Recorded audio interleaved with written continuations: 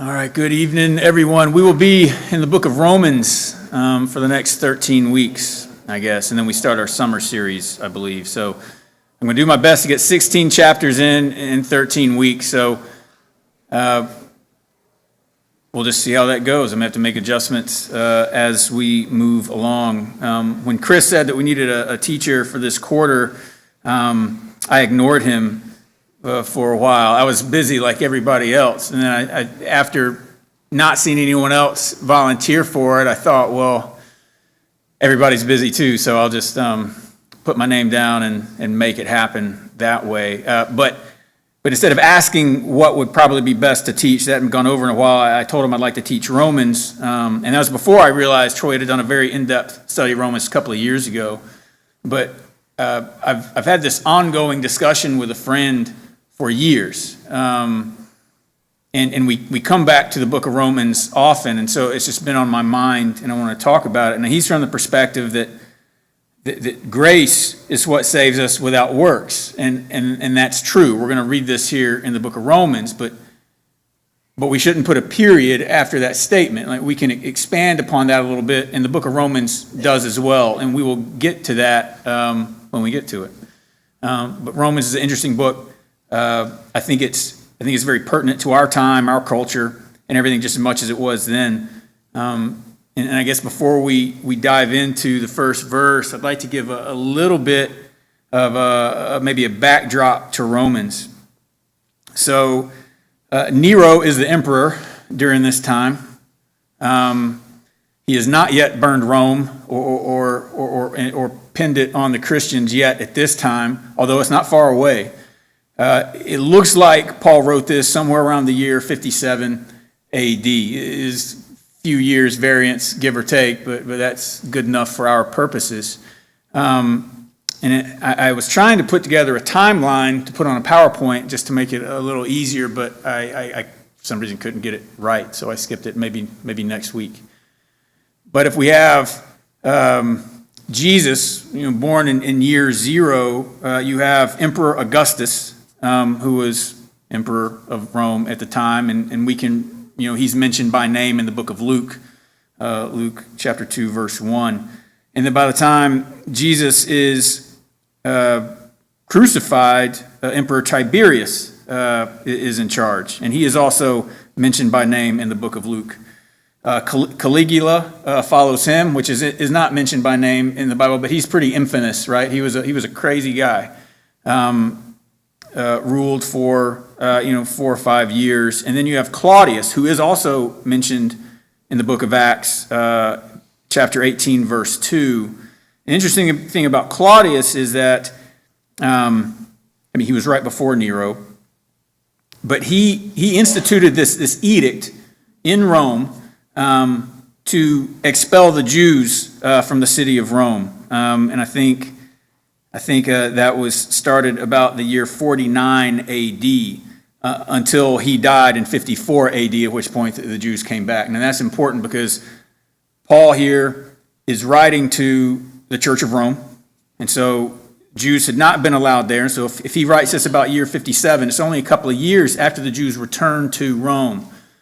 And actually, we're even told that tidbit in Acts 18 as well, that Claudius had made an edict and expelled the Jews from Rome. So anyways, Claudius is dead, Nero's emperor. It's before he started really hard pressing the Jews. But if we can imagine, in Acts chapter 2, we're told about where Peter is preaching, and you had all these people there at Pentecost from all these other areas. And one of the areas they're from is Rome. So you had Jews from Rome there in Pentecost. And in fact, I think it's Acts 18 as well that we're told that Aquila and Priscilla had come from Italy and had left because Claudius expelled the Jews from Rome. So Aquila and Priscilla were also Jews who lived at least near Rome. They were affected by the expulsion. So if we can imagine, the Church of Rome was started by Jews, and we're going to read this phrase several times in the book of Romans too, to the Jew first and then to the Greek. Right, so the Gentiles were converted later, right, like Acts chapter 10. So Acts chapter 2, people of Rome are taught, presumably they go back to Rome, churches are started. Then Claudius expels Jews from Rome. Well, the church still remains, I would assume. But it's not the Jews there now, it's Gentiles, right? And then as we know from reading the book of Acts and Hebrews, that there were a lot of Jews who had trouble kind of letting go of Judaism. They had trouble letting go of all these ordinances of the old law they had to adhere to all the time. The sacrifices, their feasts, circumcision, as odd as that sounds, was a big one they had trouble letting go of. Everyone's got to be circumcised. And of course, the Jews are a little reluctant to that, right? The Gentiles, a little reluctant to that. But you have this cultural kind of shift, if you can imagine, in Rome at the time. And again, it's mentioned specifically in the book of Acts, chapter 18. And I think it's even saying where Paul was at Corinth at that time. Right. Acts 18, Paul is in Corinth. Claudius had expelled the Jews from Rome. That's where he meets Aquila and Priscilla. And so you have the Jews, just now returning back to the Gentiles. So there's this power dynamic shift, probably. These two cultures that are probably different. And Jews are probably pushing a lot of their Judaizing teachings on them, right? You need to be circumcised. And I think we know that because he's going to get into this idea of just like in the book of Acts, it's not about following the Old Testament law. It's not about doing that. That is not what this is about. So evidently that was some struggle they were having here in Rome, and Paul is aware of it, and he's going to start addressing it. And I do think that's important. And as we get started, this is interesting to me, the way he kind of starts his introduction. And I want to go back to kind of the class Troy had last Wednesday, where we're going over John 21. It starts that the apostles get into the Sea of Galilee, and they're fishing, can't catch fish. And then Jesus appears. At the time, it doesn't appear like they recognize him, and says, can you catch anything? Well, no. And he says, well, throw your nets down on the other side, or try the other side of the boat. And there were a few other things like that too, but if we remember, so this is the end. This is after Jesus had been crucified and resurrected. He had told them to wait in Galilee, so there they are, they're fishing, and Jesus approaches them this way. What's interesting is that Jesus had approached him this way the first time Peter met him. If you remember, Peter was in a boat fishing. Jesus comes up, tells him to go, lower your nets to the other side, and picks up enough to sink the boat. And of course, Jesus is like, Lord, I'm a sinful man, depart from me. But Troy did a good job of pointing out other things that would spark his mind to the embers that were mentioned when Peter, right before he denied Jesus, I forget the other one now. Anyways, there were two or three things there that were mentioned that would have stood out to Peter, right? It's like, I remember this. I remember this. I remember this. To then hit Peter with, do you love me? I need you to feed my sheep. I need you to get in gear here because things are really going to start hitting. I feel like Paul kind of does this from the first few verses because we can find some key words here as we start reading. They're going to come up again, and I think he inserts them cleverly here at first, so that when they do come up again later, it's like, here's the big emphasis now. But he's kind of setting the stage for it early on, which I guess makes sense. All right, so I guess with that, we'll dive in. I'll read the verses. We'll talk about them, toss them around a little bit, and see what we get out of it. Again, I really like this book. There's a lot in here, and a lot we could easily get sidetracked on. I'll do my best not to get too lost, but we'll start and we'll go. And I'm beginning in verse 1. Paul, a servant of Jesus Christ, called to be an apostle, separated unto the gospel of God. I do want to point out the term servant here, slave. And really the only comment I want to make on that is pay attention to it. It will come up again later too, particularly in Romans chapter 6. So it will come up again. And I want to point out these other phrases that I think we're going to see as we go along too. So that's verse 1. Keep reading with me here in verse 2. Which he had promised afore by his prophets in the Holy Scriptures. And again, I feel like this is one of these things too. He is hinting back to the Old Testament. In verse 3, concerning his son Jesus Christ, our Lord, which was made of the seed of David according to the flesh. Again, hitting to the Old Testament. The prophecies, the promises to Abraham, the seed of David, all these things. All right, so verse 4, and declared to be the Son of God with power according to the Spirit of holiness by the resurrection from the dead. Resurrection is going to come up again later as well. More than just Jesus' resurrection, but kind of hinting toward our own, and not just kind of more in a spiritual sense later on. Verse 5, by whom we have received grace and apostleship for obedience to the faith among all nations for his name, among whom you are also called of Jesus Christ. So in verse 5, he mentions grace and obedience together. Both of those are going to come up. And even the term called in verse 6 is going to come up a few times later as well. I think he is planting seeds in the reader's head here that you're not really supposed to catch the first time you read it. Like, oh, yeah, all this stuff sounds great. It all lines up. But as we get to it throughout the book, I think it's going to become evident that he is preparing them for something more, because he starts getting to each and every one of these things in a little more detail as we go. In verse 7 through 15 is really still just more of an extended introduction. There's maybe a little bit more of these things in there, but perhaps not as much, but we'll read through those too.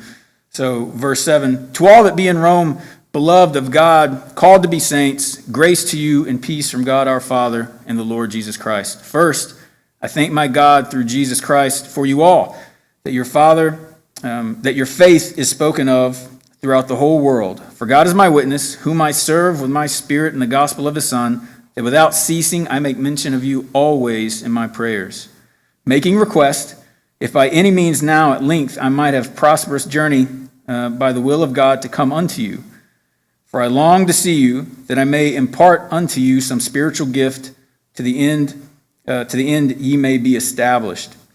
I do want to pause on verse 11 real fast, just to point this out, which everyone probably already knows. But for I long to see you, that I may impart unto you some spiritual gift to the end that you may be established.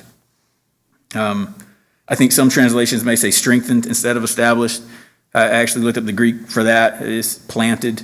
But I only point that out here, right? Because the scriptures at this time haven't been written yet. I mean, Paul is busy writing them here as he's writing to them, right? At least the New Testament scriptures. But I want to take just a quick aside and look at 1 Corinthians 12.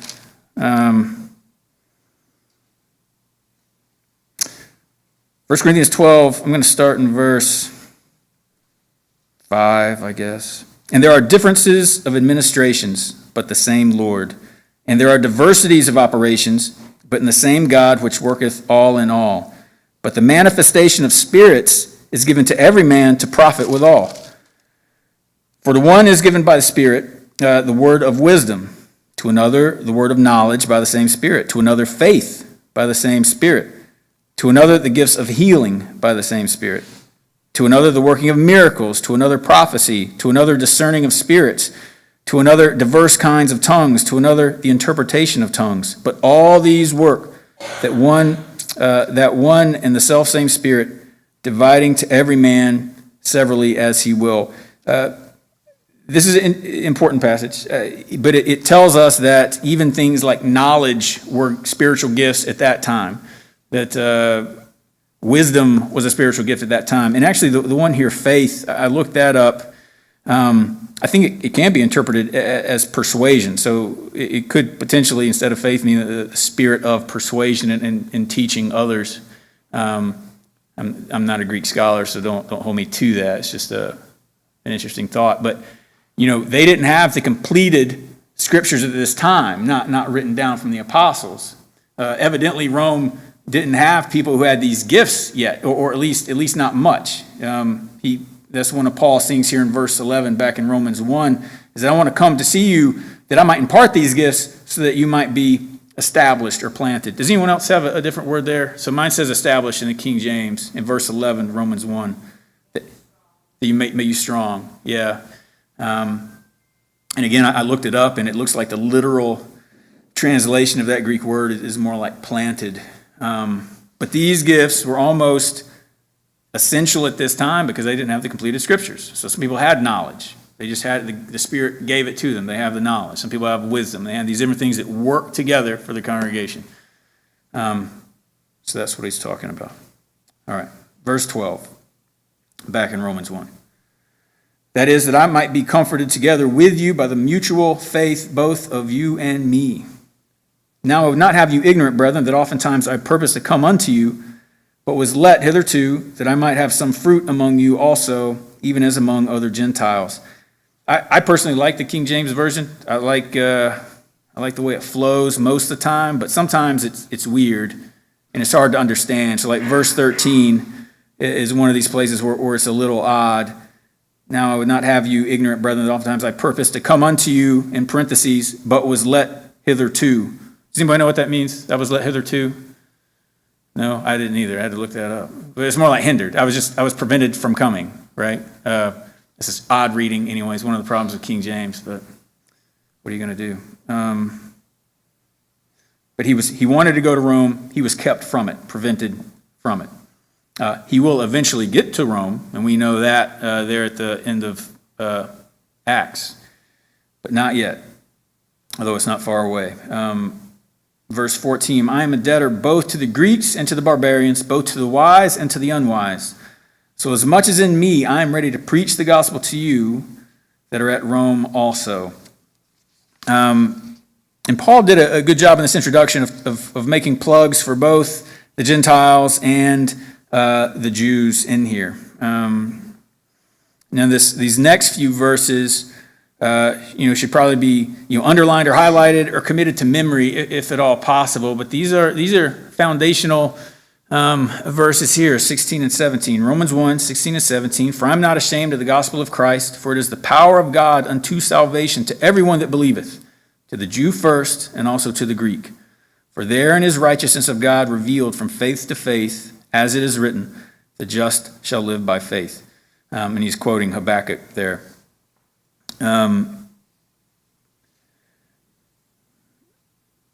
True statements that are foundational to the gospel of Christ. Just shall live by faith. It's the power of God unto salvation to everyone that believes. We're, of course, going to get into this more, but I wouldn't mind taking a moment to pause here and talk about like this sort of belief. Troy hit on it this evening with a few minutes. He spoke to us before beginning class, but the belief here that we're being talked about isn't merely just an understanding or an agreement that Jesus is the Son of God, and that's that, right? I mean, there's more to it than that, and we know that because the Scripture tells us so. Paul is going to get in more about grace and belief and works, and we'll have to pay close attention to what he's talking about by works here, but we know from the rest of the Scriptures too that it's not merely just a belief, and that's all that it takes. And I really look forward to when we get to Romans 6 and start hitting that stride. But yes, the power of God is the power of God unto salvation to everyone that believes, to the Jew first and also to the Greek.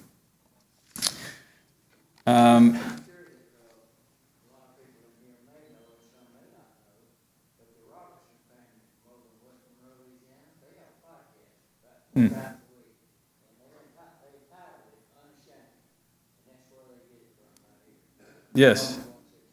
Well, and if I wasn't aware of that of the podcast.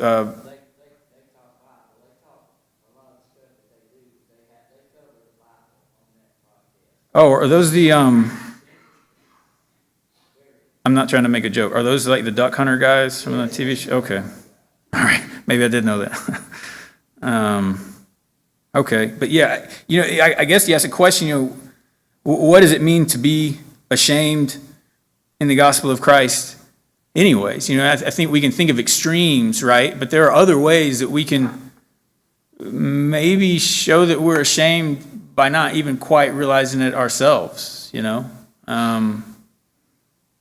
we embarrassed to say a prayer in public, even if it's a very silent one at lunch or something like that, stuff like that, right? It's just stuff to think about in our day-to-day lives. Am I acting like I'm ashamed or I'm not ashamed of Christ? And it doesn't mean anything big. I don't think you have to get out on the street corner and with a bullhorn and proclaim things, although that would definitely be one way of doing it. But there are little things in each of our lives that will convey one or the other as we go. And that's something we probably take stock in ourselves about, right? Is that fair to say? Maybe. Yeah. So it is an important verse, important verses. Remember them and underline them at least.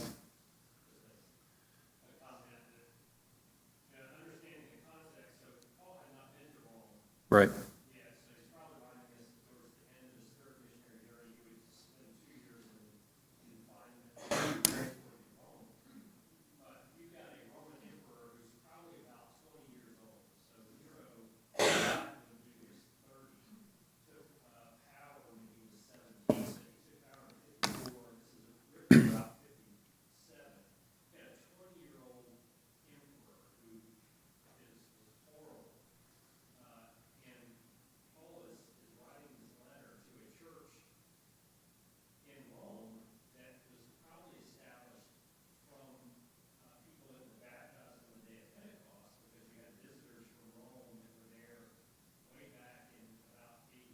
Mm-hmm.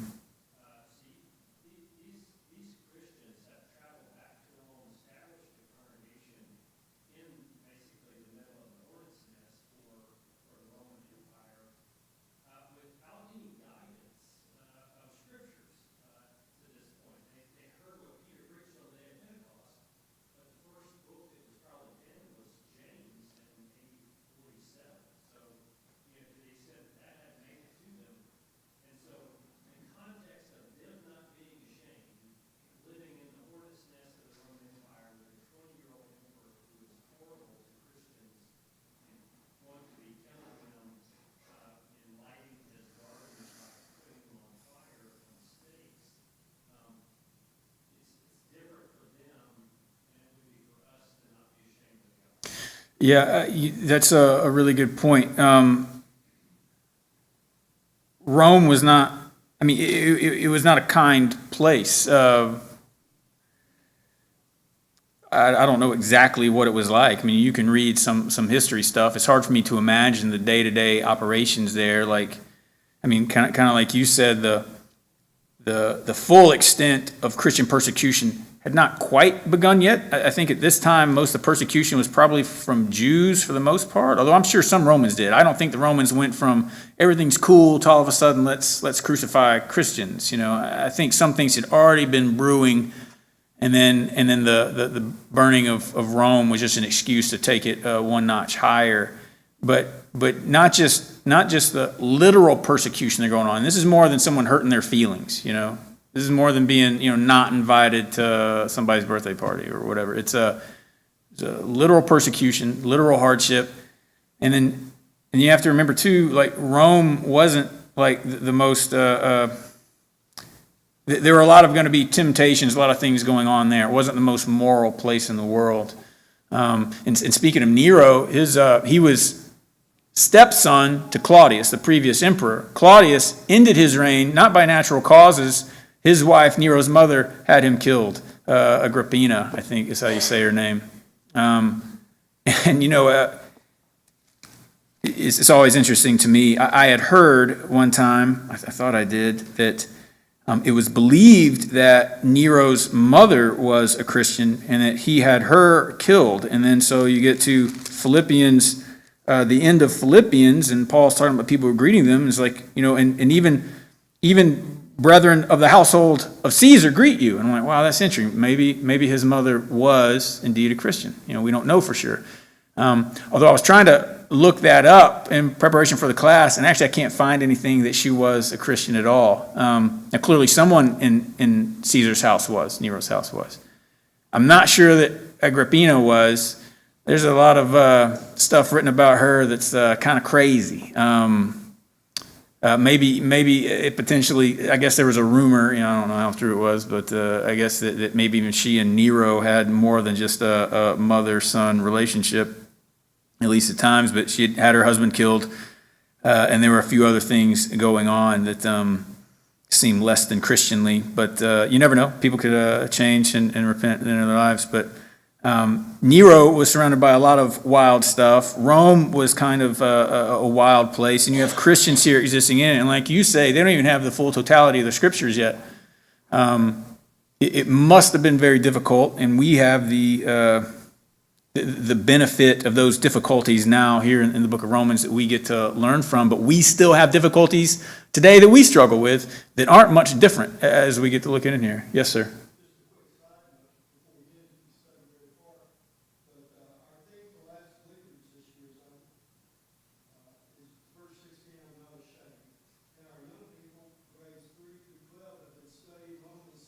Mm-hmm. Right. Yeah, that's right. It's a good study. Yeah. And just one tidbit on why we think Paul wrote this from Corinthians. I guess we don't know for certain, but there are clues to that. So, chapter 16, verse 23 of Romans says that Gaius is his host. Gaius is his host. And we also know at the beginning of Romans that Paul had not yet been to Rome. He had wanted to, but couldn't. Had to go to Jerusalem first. Couldn't go to Rome yet. He was hoping to get there.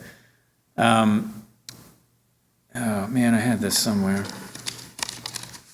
I like the breadcrumbs that it left. 1 Corinthians 1:14. Paul here is, he mentions Crispus and Gaius kind of in the same tone as he is writing the people of Corinth. So we know at the end of Romans he was staying with Gaius. 1 Corinthians 1 verse 14 mentions this guy Crispus and Gaius together. Well, if we go back to Acts 18, where Paul is at Corinth, come down to verse 8, there's Crispus, a chief ruler of the synagogue, who believed in the Lord with all his house. And then many of the Corinthians, hearing, believed and were baptized. That Acts 18, I believe, that's the second missionary journey. So I don't know if he wrote it in the second missionary journey or his third. I think it's believed it was probably his third. But Crispus and Gaius, at least there were people named Crispus and Gaius, both evidently from Corinth. So I think that's at least one of the reasons why they think he's writing from Corinth. Anyways, that doesn't really matter too much, but just, people assert those things, you want to know where they get it from. All right, let's begin here back on track with verse 18 of Romans chapter 1. I'm back up to verse 17 as we get rolling again. So, for therein is the righteousness of God revealed from faith to faith. It is written, the just shall live by faith. For the wrath of God is revealed from heaven against all ungodliness and unrighteousness of men who hold or hinder the truth in unrighteousness.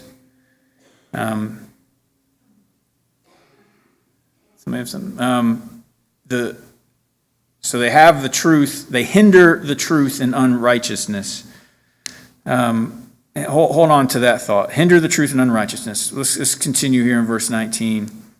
Because that which may be known of God is manifested in them, for God hath showed it to them. For the invisible things of him from creation of the world are clearly seen, being understood by the things that are made, even his eternal power and Godhead, or divinity, so that they are without excuse. So basically he's saying that, and I think he's talking about the Gentiles here, and we'll know a little bit more as we keep going, but they knew from the beginning that they should have known from the beginning that there was a God, right? And it says here, because of creation, basically itself, that we should be able to see his eternal power and divinity. There is a thought, and I'm not going to knock anyone who holds it. I don't know if I do so much, but in verse 19, because that which may be known of God is manifest in them, for God has showed it to them. I've seen where some people believe that God actually gave a little bit more instruction to the Gentiles. I don't know. I tend to think here verse 19 and 20 go together, and I think he's saying the things I have shown to them is basically creation. You should be able to know through logic yourself that there is a God. Now, you're not going to know all the Old Testament plan, right? The law of Moses just by looking at nature, right? You're not going to you see the birth of your child, I'm like, oh, the law of Moses makes sense now. You're not going to do that, and that's not what he's saying. But he's saying that they should have had some idea of God and his eternal power, basically based on what you can see around you. I don't want to take too much of a tangent on this unless we need to. Troy and I were talking about it the other night just briefly, but there is, so everyone's heard of Socrates, right? You may not have read of Plato or anything Plato's written or not, but he writes a lot about Socrates. And it's interesting, as Plato writes about Socrates, he has Socrates in more than one writing. I mean, I think the Euthyphro he does, and in the Republic he definitely does, where Socrates is just reasoning. And again, Socrates, 300, 400, 500 BC, way long ago, well before Christ. Just through his reasoning, trying to determine, what is good. He not only decides that good is better than evil, and that there are good and evil, he kind of reasons that if there is a God, there's only one God, and it's going to be supreme. This multiplicity of gods doesn't really make sense. And he talks about the soul too, and how the soul must be eternal, and how it must even suffer in the afterlife. And it's very interesting. You read through the Republic and kind of see his reasoning there of how close someone who had no real education on the realities of this stuff, how close he got just by longing for it, is interesting to me. And so that's just like Greek history. But then you can go to like old Chinese philosophy, Taoism, which again, I'm not an expert on. I've read some of it. But in fact, I think even I may be wrong, I think even in Chinese, so like if you were to read John 1 in Chinese, instead of word, they would have the word Tao there, because Tao almost means like the way, or something similar to logos, that I think is like the Greek there for the word. And I speculate, I don't know, I just speculate that perhaps that's some of what he's getting to, that these people who did not grow up in Judaism, who weren't given a special law, just by nature, if they were looking for goodness, could find some idea of God. And I kind of think that's what he was getting to. I'm probably wrong, so just take that with a grain of salt. Yes, sir.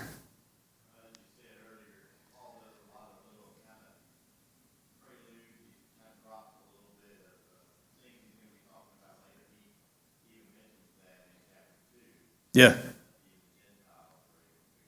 Yeah, that's right. Yeah, verse 14, right, which we will get to. In fact, I want to go ahead and jump ahead now that you mention it. But chapter 2, verse 14, for when the Gentiles, which have not the law, do by nature the things contained in the law, these having not the law are a law unto themselves. I know that sounds a lot repetitive, but it really does make sense if you sit there and think about it a minute. They didn't have the law of God, but just by the nature of them looking for goodness, actually fulfilled what the intent of the law was, which was to be good. Anyways, I guess we'll go to chapter 2 when we get to it.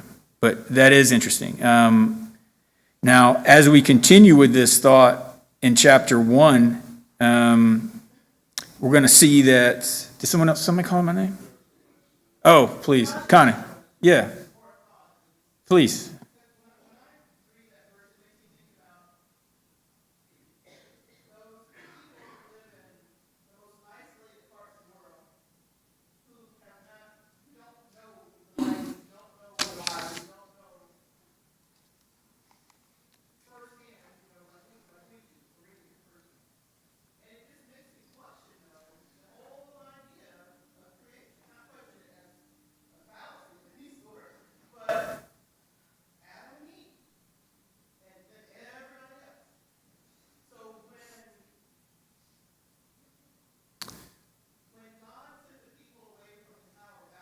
Mm.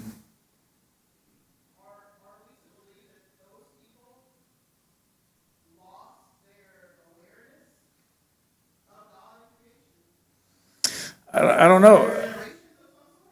Those are deep questions, Connie. I don't have the answers to all of them, but I wonder about the same things. But sometimes I think. So I'll give you this small little anecdote, and then see if we can extrapolate on it. Right, like in my family, I was raised in the Church of Christ. It was the Bible, and mentions of God, it wasn't just something we did on Sundays. It was an everyday part of our upbringing, our life in our home when I was a child. Despite that, my brother, after he was married, my older brother, after he was married and had children, maybe about 10 years ago, or maybe longer, anyway, completely departed the faith.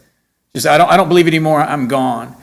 And I'll still talk to him, of course, but it's interesting when I talk to him how much he's already forgotten. He's not even one generation removed. He is that generation. He's already forgotten a lot himself. His children know nothing about it. And each of them I say, have their own struggles. So it's like, and so when I think of that personal experience, and I think, well, man, that's not even hardly removed at all. If I can see like my brother's children's children, like, man, yeah, I can see how generations down the road, people just completely forget. But you do pose some good questions. I just don't know if I have the answers to them.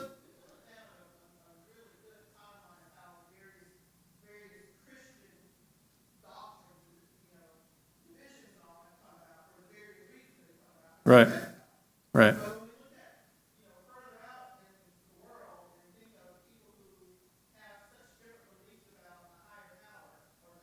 Right. Yeah. Yeah.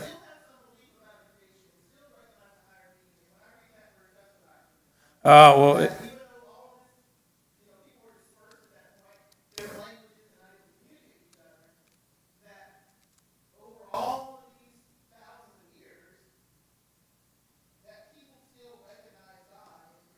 and Troy, I'll get to you. But if I add just one more point, yes, that's a good point. Well, like you can take the flood for example, and I know people talk about the Epic of Gilgamesh, a lot too, to somehow discount the story of Noah in Genesis, when really they kind of go together. But it's beyond just Noah and Gilgamesh, right? I mean, you can get like what is it? The Chinese character for flood is a boat with like people on it or something like that. I mean, I forget even how many. Troy first, and then I'll get to you, Mason. Sorry, Troy, go ahead.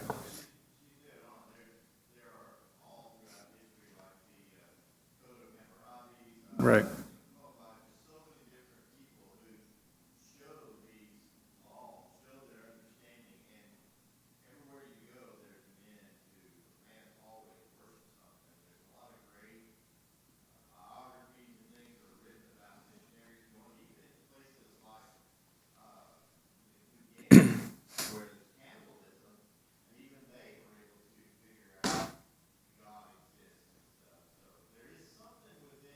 Yes.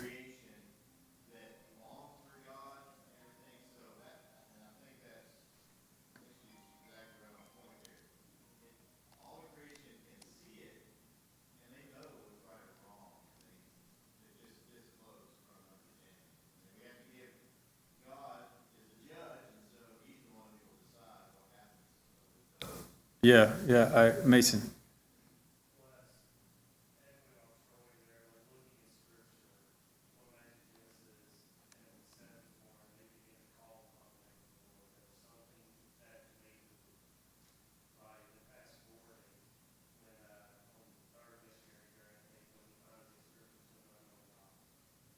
Mm.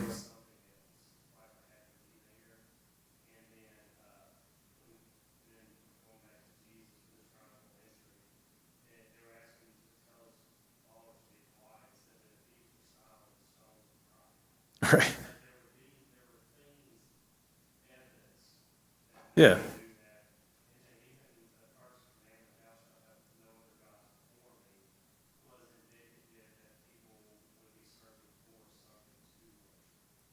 Absolutely. Steve, yes, sir.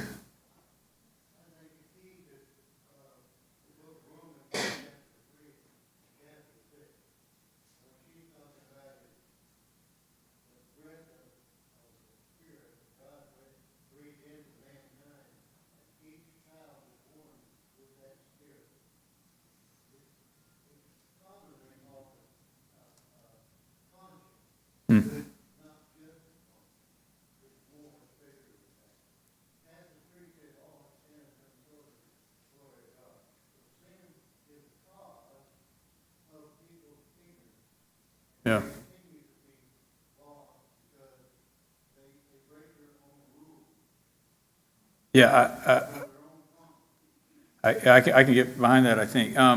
It's interesting.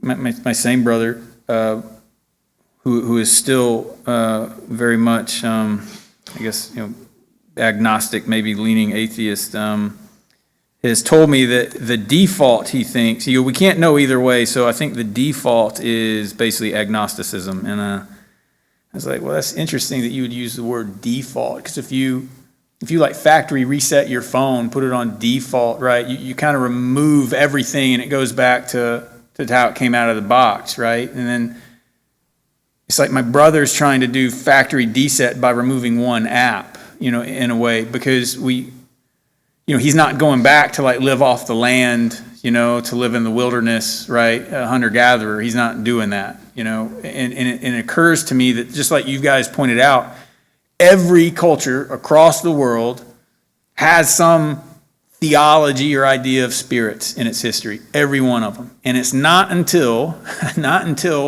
you start getting like more of an artificial kind of setting to where it's like, maybe God isn't real. And so it's odd that you would say your default is in this unnatural setting to begin with.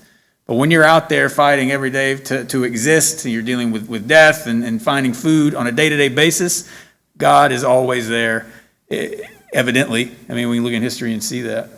But yeah, I think the default is actually one of some sort of faith and recognition of something grander than ourselves.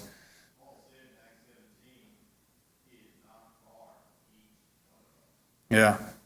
In Acts 17, verse 30, I like that too. I mean, kind of going back to the idea of the Gentiles before they had the old law. He's talking there in Athens, like was pointed out, that many idols and that one idol to the unknown God. And Paul, begins there and starts preaching to them about it. But at 17 and verse 30, he says something like, times of this ignorant God once winked at, but now commands all men everywhere to repent. But that time God once winked at, it seems to me that perhaps God did kind of dismiss some of this stuff because they didn't have the full law given to them like the Jews did. The Jews knew better. God was a little more lenient with them, almost like you would with children, perhaps. That's one reason I kind of like to view the Old Testament or the patriarchal age, whether you're Jew or Gentile, almost as our spiritual, collective, human spiritual, like childhood and adolescence. I think that's why in Galatians, Paul says that the Old Testament is our schoolmaster that brings us to Christ, that now in Christ, it's like our spiritual maturity. Just like I look back on the lessons I had as a child, now in my adulthood, my parents excused some things when I was younger, but also beat me savagely on other things. God was swift in punishment in some cases, and then very, had excusing in others, lenient in others. And now, just like my parents don't beat me savagely anymore, God isn't really, condemning people and knocking them dead out the gate, but his expectation of us is also higher at the same time. You're not a child anymore. You can't whine. You don't need to do those. You need to act like an adult now. And I think it's how it is in Christ. You've reached spiritual maturity. You need to act like this. Is what we'll get into. Yes, sir.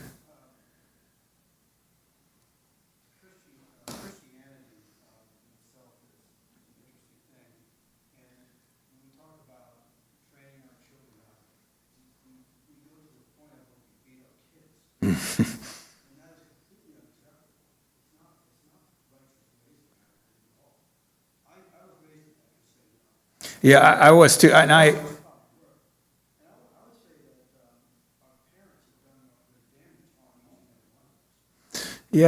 might see it a little different, but it can obviously, I would agree that it can definitely go too far. And even, I feel like I joke and say I was beaten. I was whipped hard. Belts, sticks, hands, switches, wooden spoons, and they would leave marks sometimes. I mean, I was beat pretty hard. My kids don't know that, and I don't administer the same level of corporal punishment to them, but I also feel like I gained a lot from it looking back.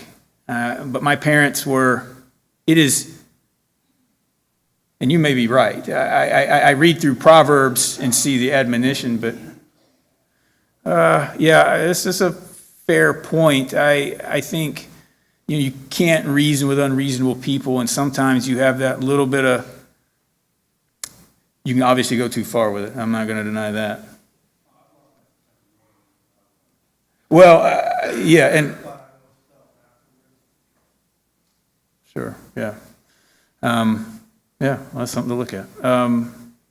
That is all the time we have for tonight. Sorry to keep you, but we'll pick up back here in chapter 1. We'll finish it and probably move a little faster as we go through chapter 2. Thank you.